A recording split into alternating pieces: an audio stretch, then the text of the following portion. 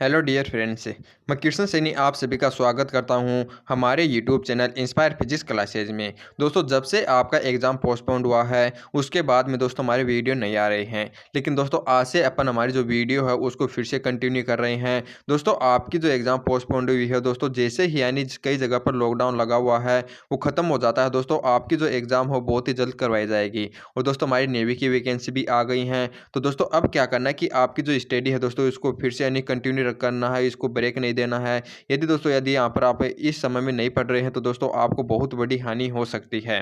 तो दोस्तों यानी कि हम वीडियो को यानी दोबारा से कंटिन्यू करते हैं। और दोस्तों हमारे जो चैप्टर वाइज एमसीक्यू वाली सीरीज़ है उसके बचे हुए चैप्टर को अपन यानी जल्द ही कंप्लीट करेंगे। और उसके बाद में दोस्तों मैं आपके लिए एक नई सीरीज़ चला रहा हूँ और उसकी दोस्तों इन्फॉर्मेशन आपको हमने कम्युनिटी पोस्ट में आपको मिल गई होगी। तो दोस्तों शुरुआत करते हैं हमारी इस सीरीज़ की। दोस्तों उस सीरीज़ को स्टार्ट करने से पहले दोस्तों मैं आपके लिए कुछ यानी 15 क्वेश्चन कलेक्ट किया है मैंने। तो देखते हैं कि इन 15 क्वेश्चन को कितने बच्चे कर पाते हैं। और दोस्तों हमारे जो चैप्टर वाइज एमसीक्यू वाली सीरीज़ का जो अगला वीडियो है वो आपको जल्द ही मिल जाएगा। तो दोस्तों हमारा जो 15 क्वेश्चनों में से आज का जो पहला क्वेश्चन है वो आपके सामने है। तो बताइए इसका आंसर क्या होगा। तो इसके अंदर क्या दिया हुआ है कि आपको किसी द्रव्यमान पर एक लगाया गया जो फोर्स है वो आपको ये दिया हुआ है और इसमें उत्पन्न त्वरण ये दिया हुआ है, यानी इस फोर्स के कारण इतना त्वरण उत्पन्न हो रहा है। तो आपको बताना है कि दोस्तों इसका जो मास होगा, द्रव्यमान होगा वो बॉडी का वो कितना होगा।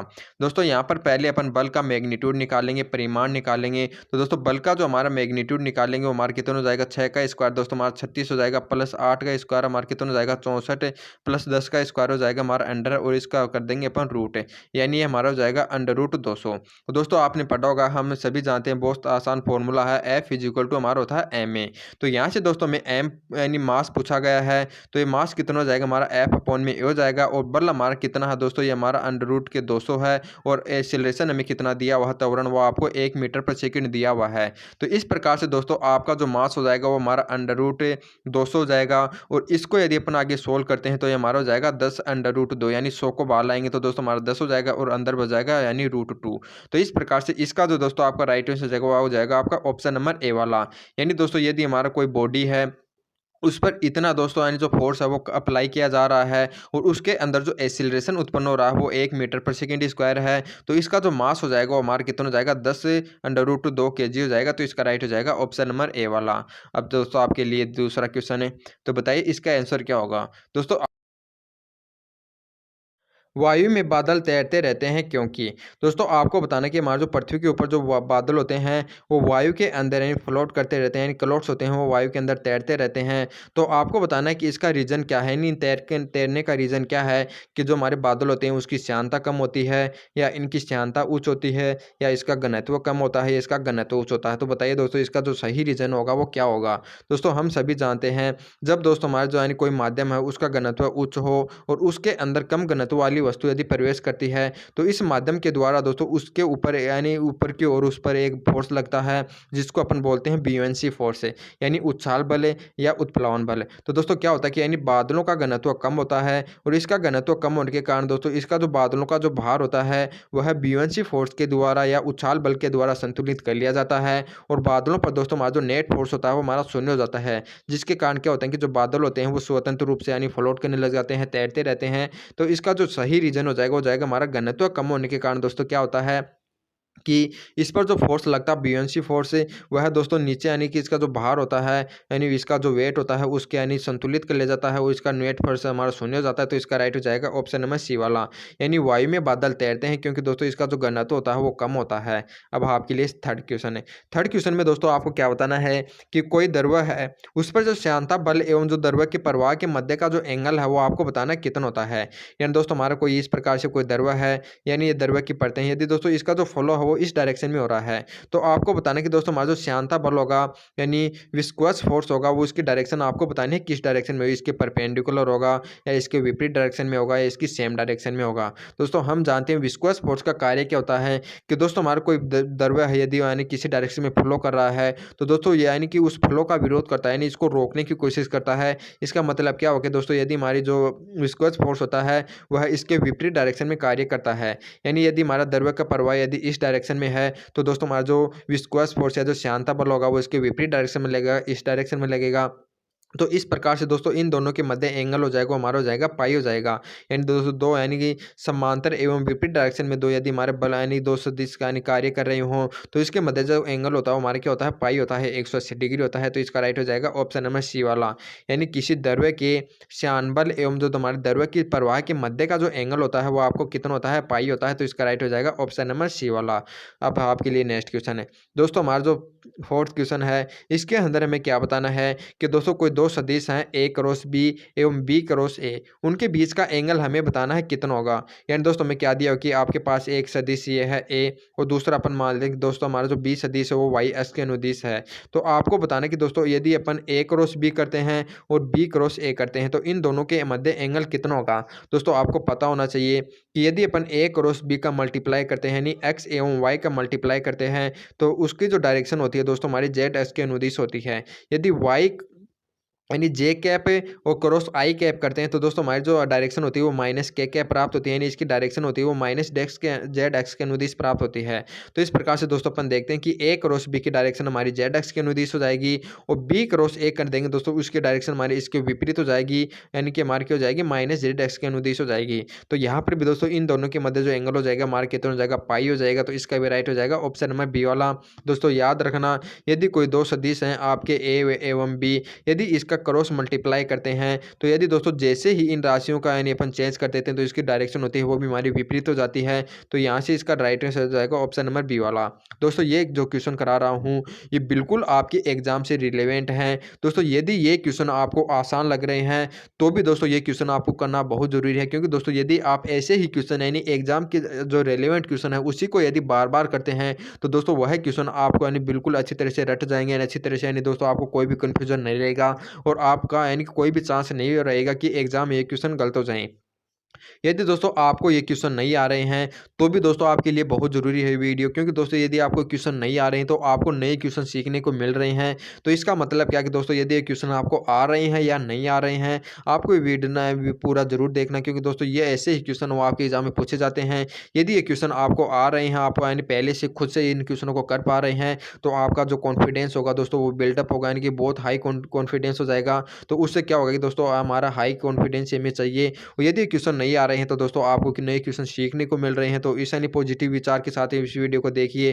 तो दोस्तों यानी कि ये जो क्वेश्चन है वो आपकी एग्जाम में ज़रूर हेल्प करेंगे। हर एक क्वेश्चन आपके एग्जाम की दृष्टि से बहुत ही इंपॉर्टेंट है। तो अब देखते हैं हमारा नेक्स्ट क्वेश्चन। 5 नंबर के क्वेश्चन में आपको क्या बताना है कि P प्लस क्यू एवं P क्रॉस क्यू सदिशों के बीच का कौन होगा। यानी दोस्तों एक बार तो सदिशों का यानी सदिश योग किया गया है और एक बार इनका सदिश गुणन किया गया है। इन दोनों के मध्य एंगल हमें बताना है। यानी दोस्तों ये इसका सदिश गुणन किया जाए यानी P क्रॉस Q और Q क्रॉस P, तो इसके मध्य का एंगल तो हमें पता चल गया कि दोस्तों हमारा पाई होता है। यदि दोस्तों हमें क्या दिया हो कि आपका जो हमारा P सदिश है मान लेते हैं x के अनुदिश है और जो हमारा Q सदिश है वो y x के अनुदिश है। तो दोस्तों ये याद रखना यदि अपन इन दोनों सदिशों का सदिश योग करते हैं, जो जोड़ देते हैं, तो हमें जो नया सदिश प्राप्त होता है दोस्तों वह इसी तल में प्राप्त होता है। यानी यदि हमारा ये x में है ये y में है तो जो नया सदिश हमें प्राप्त होगा दोस्तों वह एक्स वाई तल में ही प्राप्त होता है। और हम जानते हैं यदि दो सदिशों का यदि अपन क्रॉस मल्टीप्लाई करते हैं तो दोस्तों वह इसके परपेंडिकुलर होता है, यानी इस प्रकार से। यानी दोस्तों ये हमारा हो गया P, ये हो गया Q। यदि P प्लस Q करेंगे दोस्तों यह इसी तल में प्राप्त हो जाएगा और हमारा P क्रॉस Q दोस्तों में प्राप्त हो जाएगा वो हमारा इस दोनों तल के परपेंडिकुलर प्राप्त होगा, यानी जेड एक्स के अनुदिश प्राप्त होगा। तो इस प्रकार से दोस्तों यहाँ पर जो एंगल हो जाएगा हमारा क्या हो जाएगा, 90 डिग्री हो जाएगा, पाई/2 हो जाएगा। यानी दोस्तों हमारा जो P और Q का यदि अपन सदिश योग करेंगे तो वह उसी तल में हो गया, यानी दोस्तों ये XY तल में हो जाएगा और P क्रॉस Q हमारा वो कहाँ पर हो जाएगा, वो ZX के अनुदिश हो जाएगा। तो दोस्तों अपन जानते हैं कि ZX एवं जो हमारा जो XY तल होता है उनके मध्य का जो एंगल होता है हमारा पाई/2 का होता है। तो इसका राइट हो जाएगा ऑप्शन नंबर बी वाला। तो इससे क्वेश्चन बहुत इंपॉर्टेंट है, ये ऐसे ही क्वेश्चन आपके एग्जाम में पूछे जाते हैं। तो याद रखना दोस्तों यानी कि सदिश योग एवं क्रॉस मल्टीप्लाई यदि दोनों का किया जाता है तो दोनों ये जो सदिश हमें प्राप्त होते हैं उनका जो एंगल होता है वो एक दूसरे के परपेंडिकुलर होते हैं। तो इसका राइट हो जाएगा ऑप्शन नंबर बी वाला। अब आपके लिए सिक्स्थ क्वेश्चन है दोस्तों। छठवीं क्वेश्चन में हमें क्या बताना है कि एक खाली एवं बंद पात्र में एक समान दर से वाष्प को प्रवेश कराया जाता है तो पात्र में दाब होगा। दोस्तों आपको क्या बताना कि आपके पास इस प्रकार से कोई खाली यानी पात्र दिया हुआ है, उसके अंदर दोस्तों जो वेपर होती है हमारी, जो वाष्प होता है, उसको इंजेक्ट करवाया जा रहा है, प्रवेश करवाया जा रहा है यूनिफॉर्म रेट से यानी एक समान दर से। तो आपको बताना कि इसके अंदर का दोस्तों हमारा जो प्रेशर होगा, जो दाब होगा, वो किस प्रकार से चेंज होगा, लगातार बढ़ता रहेगा या लगातार डिक्रीज होता रहेगा, घटता रहेगा, या पहले वो इंक्रीज होगा फिर डिक्रीज होगा, या पहले इंक्रीज होता है फिर हमारा कांस्टेंट हो जाता है। ये आपको बताना है इसका राइट आंसर कौन सा होगा। यदि दोस्तों कई बच्चे कहते हैं कि इसका right answer option number A चुनते हैं, क्योंकि दोस्तों यदि इसके अंदर अपन वाष्प प्रवेश कराएंगे तो जाहिर सी बात है इसके अंदर प्रेशर बढ़ेगा। लेकिन दोस्तों वास्तव में ऐसा नहीं होता है, क्योंकि दोस्तों यदि अपन इसके अंदर वाष्प को यदि प्रवेश कराए जाते हैं तो बिल्कुल सही है, इसका प्रेशर का मान तो बढ़ता है। लेकिन दोस्तों यानी प्रेशर का मान बढ़ते बढ़ते दोस्तों एक ऐसा प्रेशर आता है कि जिस पर दोस्तों उसको बोलते हैं अपन संतृप्त वाष्प दाब। यानी दोस्तों संतृप्त वाष्प दाब यदि यानी कि इसके बराबर यानी प्रेशर के बराबर हो जाता है तो उस कंडीशन में क्या होता है कि दोस्तों हमारा जो इसके अंदर जो हमारा वाष्प है उसको प्रवेश कराएंगे तो यानी दोस्तों उसके बाद में यह उसके अंदर प्रेशर को नहीं बढ़ाएगा, बल्कि इसके जो अणु होंगे दोस्तों वही पास पास आने लग जाएंगे, यानी दोस्तों इसका जो संयुग्मन होने लग जाएगा, लेकिन इसका प्रेशर का मान नहीं बढ़ेगा। तो इस प्रकार से क्या होगा कि दोस्तों हमारा कोई खाली पात्र है, उसके अंदर वाष्प दाब को प्रवेश करवाया जाता है, तो पहले तो दोस्तों इसका जो यानी कि जो वाष्प है उसके अंदर प्रेशर को बढ़ाता है, लेकिन जब इसका जो प्रेशर है वो संतृप्त वाष्प दाब के बराबर हो जाता है यानी SVP के बराबर हो जाता है, तब दोस्तों उसके बाद में क्या होता है कि उसका प्रेशर का मान हमारा नहीं बढ़ता है, यानी कि वहीं पर कांस्टेंट रह जाता है, यानी संतृप्त वाष्प दाब के यानी अधिक इसका प्रेशर नहीं बढ़ता है, तो इस यानी फिर इसका मान नियत हो जाएगा। तो इसका राइट हो जाएगा ऑप्शन नंबर डी वाला, यानी खाली पात्र में एक समान दर से वाष्प को प्रवेश कराने पर जो दाब होगा वो पहले बढ़ता है और फिर नियत हो जाता है, तो इसका राइट हो जाएगा ऑप्शन नंबर डी।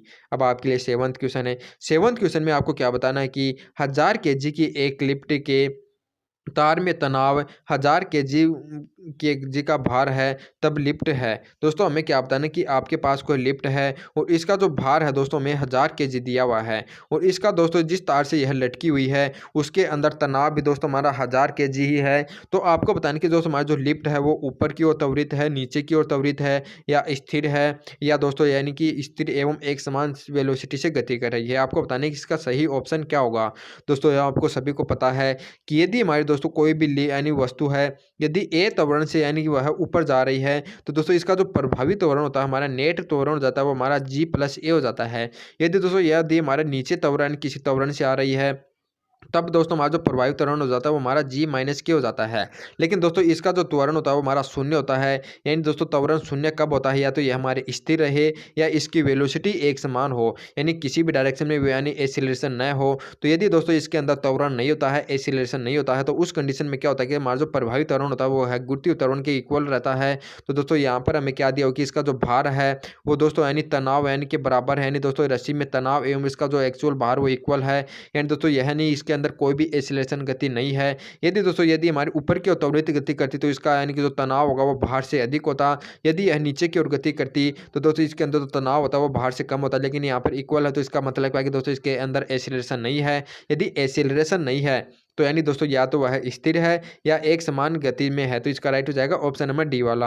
यानी दोस्तों हमारा जो लिफ्ट है वह या तो स्थिर है यानी इसका एसिलेशन हमारा शून्य है। एसिलेशन शून्य कब होता है, या तो वह एक समान गति से गति करे या वह स्थिर रहे। इन तीनों ऑप्शन में दोस्तों में त्वरित दिया हुआ तो ये तीनों ही गलत हो जाएंगे। इसका राइट हो जाएगा ऑप्शन नंबर डी वाला। दोस्तों ऐसे क्वेश्चन है आपको रटने नहीं है दोस्तों, आपको यानी दिमाग पे लगाना कि दोस्तों ऐसे क्वेश्चन क्या है कि इसके अंदर थोड़ा सा घुमाकर देता है। यदि दोस्तों आप इसको डायरेक्ट आंसर रटते हैं तो दोस्तों आपको एग्जाम में दिक्कत हो सकती है। तो दोस्तों मैं आपको जो एक्सप्लेनेशन बता रहा हूँ इसको आपको ध्यानपूर्वक सुनना है। कहीं पर भी दोस्तों यदि मिस्टेक होती है, तो यदि मेरे से भी दोस्तों कई बार मिस्टेक हो जाती है एक्सप्लेनेशन में, तो आप कमेंट करके जरूर हमें बता सकते हैं, मैं उस यानी कमेंट को पिन कर दूंगा। लेकिन दोस्तों आप एक्सप्लेनेशन को जरूर देखिए दोस्तों, यदि आप एक्सप्लेनेशन के साथ इन क्वेश्चनों को करेंगे तब दोस्तों आपके लिए बहुत अच्छा रहेगा। अब हमारा 8 नंबर का क्वेश्चन है। इसके अंदर में क्या बताना है कि किरचॉफ का प्रथम नियम है किसी संधि पर sigma I is equal to 0 किस संरक्षक सिद्धांत पर आधारित करता है। दोस्तों आपको बताना कि हमारा जो यानी किरचॉफ का प्रथम नियम है या जो संधि का नियम है वो आपको बताना है कि किसके संरक्षण पर आधारित होता है। दोस्तों संधि का नियम क्या होता है कि दोस्तों यानी कोई बिंदु पर यदि हमारे को यानी कि एक से यानी दो या दो से अधिक तार जुड़े हुए हैं, तो दोस्तों इस पर यानी बिंदु से इन तार के माध्यम से जो आने वाली धारा होती है वो दोस्तों इस बिंदु से यानी जो तार होती है उसके अंदर जो हमारी आउटपुट धारा होती है, इन इनपुट एवं आउटपुट यानी दोनों का योग इक्वल होता है। इसका मतलब क्या है कि दोस्तों जितना आवेश यहाँ पर प्रवेश कर रहा है उतना ही आवेश यहाँ से हमारा निकल रहा है, नहीं निर्गत हो रहा है। तो इसका मतलब है कि दोस्तों इस बिंदु पर जो हमारा आवेश होता है वो संरक्षित रहता है। तो इस प्रकार से याद रखना, हमारा जो किरचॉफ का प्रथम नियम होता है या दोस्तों हमारा जो संधि का नियम होता है वह है आवेश के संरक्षण सिद्धांत पर आधारित होता है। तो इसका राइट हो जाएगा ऑप्शन नंबर ए वाला। और दोस्तों एक बात और याद रखना, जो किरचॉफ का द्वितीय नियम होता है वो हमारा ऊर्जा के संरक्षण पर आधारित होता है। तो यहाँ पर जो इसका जो राइट आंसर हो जाएगा वो जाएगा हमारा ऑप्शन नंबर ए वाला। अब आपके लिए 9th क्वेश्चन है। दोस्तों 9th क्वेश्चन में आपको क्या बताना है कि हमारी कोई स्थिर लिफ्ट है, उसके अंदर एक सरल लोलक है, उसका आवर्तकाल यदि टी है, तो लिफ्ट यदि जी बाय त्वरण से ऊपर की ओर गति करने लगे तो इसका नया आवर्तकाल कितना होगा। दोस्तों हमें क्या बताना है कि हमारे कोई एक लिफ्ट है और उसके अंदर हमारा कोई एक सरल लोलक लटका हुआ है। यदि यह लिफ्ट स्थिर रहती है तो इस समय इसका आवर्तकाल हमें टी दिया हुआ है। यदि यह g/3 त्वरण से ऊपर जा रही है तब इसका त्वरण हमें बताना है कितना होगा। दोस्तों हम सभी जानते हैं कि जो हमारा आवर्तकाल का जो फॉर्मूला होता है सरल लोलक का, वो 2π√L अपॉन में जी होता है। तो यहाँ से दोस्तों अपन क्या कर देखते हैं कि जो हमारा जो आवर्तकाल होता है वो √g के व्युत्क्रमानुपाती होता है। तो इस प्रकार से दोस्तों हमारा जो T2 अपॉन में जो T1 हो जाएगा हमारा कितना हो जाएगा, वो हमारा √g1 अपॉन में √g2 हो जाएगा। और यहाँ से दोस्तों अपन देखते हैं कि ये दोस्तों हमारा जो पहले का त्वरण यदि इसका g है यानी दोस्तों स्थिर रहती है तो इसका एक्सेलरेशन g रहता है। जब दोस्तों यह g बाय त्वरण से ऊपर जा रही है तो दोस्तों मैंने आपको बताया था कि जो हमारा जो प्रभावी त्वरण होता है वो g+a होता है, यानी कितने त्वरण से ऊपर जा रही है वो g/3 से जा रही है। तो ए का मान अपन रखेंगे यहाँ पर g/3। तो दोस्तों इसका जो प्रभावी त्वरण हो जाएगा हमारा कितना हो जाएगा, हमारा हो जाएगा 4g/3 हो जाएगा। अब दोस्तों यहाँ पर g1 का मान तो अपन क्या रखेंगे, यहाँ पर g रखेंगे और g2 का मान अपन क्या रखेंगे, 4g/3 रखेंगे। अब यहाँ से दोस्तों √g से √g कैंसिल हो जाएगा और दोस्तों हमारा जो T2 इज इक्वल टू हमारा कितना हो जाएगा, T1 उधर चला जाएगा, T1 का मान हमें T दिया हुआ है और दोस्तों 4/3 है वो ऊपर चला जाएगा तो 3/4 हो जाएगा, यानी ऊपर हो जाएगा हमारा √3 और 4 का रूट हो जाएगा हमारा 2 और T1 का मान अपन रख देंगे यहाँ पर T। तो इस प्रकार से दोस्तों नया आवर्तकाल हमें जो प्राप्त हो गया वो √3/2 इंटू में T प्राप्त हो गया। तो इसका जो राइट आंसर हो जाएगा ऑप्शन नंबर बी वाला। यानी दोस्तों हमारी कोई लिफ्ट है, यदि यह g/3 त्वरण से ऊपर की ओर यानी गति कर रही है तो इसका जो नया आवर्तकाल हो जाएगा वो यानी पहले की तुलना में √3/2 गुना हो जाएगा। तो इसका राइट हो जाएगा ऑप्शन नंबर बी वाला। अब आपका 10th क्वेश्चन है। दोस्तों 10वें क्वेश्चन में क्या बताना है कि एक साइकिल का टायर फट जाता है, यह किस प्रकार की क्रिया है। दोस्तों आपको क्या बताना है कि हमारे जो साइकिल के टायर हैं वो यानी आपने देखा होगा जब अचानक से फट जाते हैं तो दोस्तों हमारी जो क्रिया होती है वो आपको बताने की, जो टायर के फटने की जो क्रिया होती है वो हमारी कौन सी क्रिया होती है, समतापी होती है या समदाबी होती है, समआयतनिक होती है, रुद्धोष्म होती है। दोस्तों हम सभी जानते हैं कि जो हमारा जो टायर फटता है दोस्तों यह जो क्रिया होती है बहुत ही फास्ट होती है, यानी बहुत ही अधिक तेजी से गति हो जाती है। दोस्तों नैनो सेकेंड के अंदर जो हमारे टायर की जो वायु होती है वो बाहर निकल जाती है, यानी यह क्रिया बहुत ही फास्ट होने के कारण दोस्तों इसके अंदर होता क्या है कि दोस्तों हमारी जो वायु की ऊष्मा है दोस्तों हमारी कांस्टेंट रहती है, यानी यह दोस्तों यानी बाहर से यानी वायु को ग्रहण नहीं कर सकती है, क्योंकि दोस्तों हमारी जो ऊष्मा है यानी उसको बाहर निकल में बहुत ही कम समय लगता है और उस उतने कम समय में दोस्तों यह बाहर से यानी ऊष्मा को ग्रहण नहीं कर सकती। इसका मतलब क्या हो गया कि दोस्तों इस प्रक्रिया के अंदर हमारा जो ऊष्मा का मान होता है वो नियत रहता है, कांस्टेंट रहता है। तो हम जानते हैं कि दोस्तों ऐसा प्रक्रम है जिसके अंदर हमारा ऊष्मा का मान नियत हो यानी कांस्टेंट रहो दोस्तों हमारा रुद्धोष्म प्रक्रम होता है, एडियाबैटिक प्रोसेस होता है। और दोस्तों आइसोथर्मल के अंदर हमारा टेम्परेचर कांस्टेंट रहता है, आइसोबारिक के अंदर हमारा प्रेशर कांस्टेंट रहता है, या आइसोचौर्निक के अंदर यानी आइसोकोरोनिक के अंदर या समायतनिक के अंदर दोस्तों हमारा जो वॉल्यूम होता है वो कांस्टेंट रहती है। और रुद्धोष्म प्रक्रम के अंदर हमारी ऊष्मा कांस्टेंट रहती है। और दोस्तों जब हमारा टायर फटता है तो उसके अंदर हमारे ऊष्मा का मान ही कांस्टेंट रहता है, क्योंकि दोस्तों यह क्रिया बहुत ही तेजी से होती है, नैनो सेकंड के अंदर यह क्रिया हो जाती है। तो इस इतने समय में दोस्तों यह बाहर से ऊष्मा को ग्रहण नहीं कर सकती है। तो ऊष्मा का मान कांस्टेंट होने के कारण ये हमारी जो क्रिया हो जाएगी वो कौन सी हो जाएगी, एडियाबैटिक हो जाएगी, रुद्धोष्म हो जाएगी। तो इसका राइट हो जाएगा ऑप्शन नंबर डी। अब आपके 11 नंबर का क्वेश्चन है। दोस्तों 11 नंबर के क्वेश्चन में आपको क्या बताना है कि एक प्रत्यावर्ती धारा परिपथ में I is equal to 100 sine 200 pi T द्वारा दर्शाई जाती है। तो इस परिपथ में धारा शून्य से बढ़कर उसके शिखर मान तक पहुंचने में लगा समय होगा। दोस्तों आपको यानी प्रत्यावर्ती धारा है उसकी इक्वेशन दी हुई है और इस इक्वेशन के अनुसार आपको बताना है कि दोस्तों हमारी जो धारा है उसको शून्य से लेकर के शिखर तक पहुंचने में कितना समय लगेगा। दोस्तों हम जानते हैं कि यदि हमारा एक कंपन में लिया गया समय यदि हमारा टी हो, इसका आवर्तकाल यदि हमारा टी हो, तो दोस्तों यानी शून्य से यानी लेकर के यानी शिखर तक पहुंचने में जो हमारा समय लगता है वो T/4 लगता है। यहाँ से दोस्तों अपन आवर्त का मान निकाल सकते हैं कि हमारा जो आवर्तकाल का जो फॉर्मूला होता है वो 2π अपॉन में ओमेगा होता है। दोस्तों यहाँ पर ओमेगा का मान हमें कितना दिया हुआ है, 200 पाई दिया हुआ है। तो यहाँ से इसको ये कैंसिल हो जाएगा, इससे ये हमारा 100 100 हो जाएगा, तो आवर्तकाल दोस्तों में कितना प्राप्त होगा, 1/100 प्राप्त हो गया। अब दोस्तों यदि हमारा आवर्तकाल का मान 1/100 है, तो शून्य से लेकर के शिखर तक पहुंचने में जो समय लगेगा हमारा t/4 लगेगा, यानी इसको अपन 4 से डिवाइड करेंगे, तो 4 से डिवाइड करेंगे तो हमारा हो जाएगा 1/400 हो जाएगा। तो इसका राइट हो जाएगा ऑप्शन नंबर डी वाला। यानी दोस्तों प्रत्यावर्ती धारा की इक्वेशन ये दी हुई हो, तो इस पर धारा को शून्य से लेकर के अधिकतम मान तक यानी जो पहुंचने में जो समय लगेगा वो हमारा 1/400 सेकंड हो जाएगा। तो इसका राइट हो जाएगा ऑप्शन नंबर डी वाला। अब आपका 12वां का क्वेश्चन है। तो 12वें क्वेश्चन में आपको क्या बताना है कि निम्न में से क्या ऊष्मागतिक क्रिया नहीं है।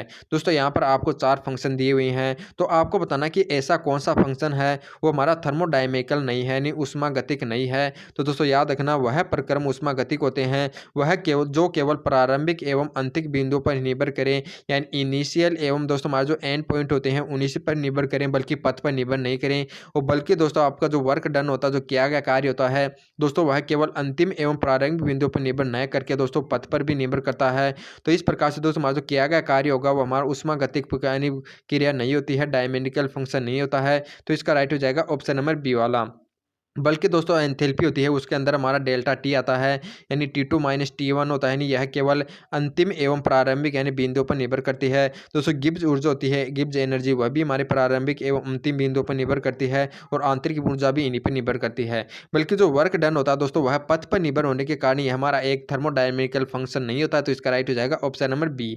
अब आपका 13 नंबर का क्वेश्चन है। तो 13वें क्वेश्चन में हमें क्या बताना है कि एक जनरेटर द्वारा उत्पन्न विभव V = 240 साइन 120 टी वोल्ट से दर्शाया जाता है। तो टी सेकंड में आवर्ती और टी सेकंड में है तो आवर्ती और आरएमएस वोल्टेज होगी। दोस्तों में जो हमारी विभव है, उत्पन्न विभव, उसकी इक्वेशन दी हुई है, और इसके द्वारा हमें बताना है कि इसकी फ्रीक्वेंसी और वी आरएमएस का मान हमारा कितना होगा। तो दोस्तों हम जानते हैं कि हमारा जो फ्रीक्वेंसी का जो फॉर्मूला होता है वो ω/2π होता है। यहाँ से दोस्तों अपन जानते हैं कि हमारा जो ओमेगा का मान हमें 120 दिया हुआ है, और इसको यदि अपन 2π से डिवाइड करते हैं तो दोस्तों हमारे फ्रीक्वेंसी का मान आ जाएगा। यदि दोस्तों इसको 2 से डिवाइड करते हैं तो हमारा 160 प्राप्त होता है, इसको अपन डिवाइड करेंगे पाई से, यानी 3.14 से। यदि दोस्तों अपन इसको केवल 3 ही मान लेते हैं, एक बार इसको मान को यदि अपन गायब करते हैं तो दोस्तों हमारा 20 प्राप्त हो जाता है। यदि दोस्तों अपन थोड़े से अधिक मान से डिवाइड करेंगे, 1.4 है तो इसका मान हमारा 19 प्राप्त हो जाएंगे, लगभग इसका मान आ जाएगा हमारा 19 से। दोस्तों यानी कि 20 के लगभग मेरे कोई भी मान नहीं दिया हुआ, तो या तो हमारा ये होगा या यह होगा। अब दोस्तों अपन निकालते हैं VRMS का मान। दोस्तों VRMS का मान अपन जानते हैं कि V0/√2 होता है। तो यहाँ पर V0 का मान दोस्तों में 240 दिया हुआ है। अब 240 को यदि दोस्तों अपन √2 से डिवाइड करेंगे, यदि दोस्तों इसको 2 से डिवाइड करते हैं तब हमारा 120 आता है, तो ये तो हमारा होगा नहीं। यदि इसको √2 से डिवाइड करेंगे दोस्तों हमारा 170 प्राप्त हो जाएगा। तो इसका राइट हो जाएगा ऑप्शन नंबर सी वाला। यानी दोस्तों मैंने इसको डिवाइड नहीं किया क्योंकि दोस्तों मैं ऑप्शन से पता लग रहा है इनके 120 तो आता ही नहीं है, क्योंकि यदि अपन इसको 2 से डिवाइड करते हैं तब इसका यानी 120 आता है, हमें 100√2 से करना है। तो इसका राइट हो जाएगा ऑप्शन नंबर सी। अब हमारा 14 नंबर का क्वेश्चन है। तो 14 नंबर के क्वेश्चन में क्या बताना है कि एक सेल जिसका विद्युत वाहक बल E है, इसको R ओम प्रतिरोध के साथ लगाया जाता है, इसके सिरों पर उत्पन्न विभवांतर V है, तो सेल का आंतरिक प्रतिरोध क्या होगा। दोस्तों आपको क्या दिया हो कि हमारा जो परिपथ है उसके अंदर यानी कि विभवांतर का मान आपको V दिया हुआ है, और दोस्तों यानी कि जो विद्युत वाहक बल हमें E दिया हुआ है, और उस परिपथ का प्रतिरोध R दिया हुआ है। तो हमें आंतरिक प्रतिरोध R का मान निकालना कितना होगा। दोस्तों आप सभी ने पढ़ा होगा कि जो हमारा विद्युत वाहक बल का जो फॉर्मूला होता है वो V+IR होता है। तो यहाँ से दोस्तों अपन यानी आंतरिक प्रतिरोध होता है, इसको अपन निकाल सकते हैं। तो दोस्तों हमारा जो IR का मान हमारा वो कितना हो जाएगा, यहाँ से हमारा E-V हो जाएगा, और R का मान हमारा E-V/I हो जाएगा। और हम जानते हैं दोस्तों हमारा जो I = हमारा V/R होता है। तो यहाँ से I की जगह V/R रखेंगे दोस्तों, हमारा E-V नीचे तो हो जाएगा हमारा V, और ये R हो जाएगा हमारा ऊपर आ जाएगा। तो इस प्रकार से इसका जो हमारा आंतरिक प्रतिरोध का दोस्तों फॉर्मूला हमारा क्या होगा, E-V × R/V। तो इसका राइट हो जाएगा ऑप्शन नंबर बी वाला। दोस्तों याद रखना, यदि हमारा विद्युत वाहक बल E दिया हुआ हो, परिपथ का प्रतिरोध R दिया हुआ हो, विभवांतर V दिया हुआ हो, तो आंतरिक प्रतिरोध का फॉर्मूला होता है हमारा E-V × R/V। तो इसका राइट हो जाएगा ऑप्शन नंबर बी।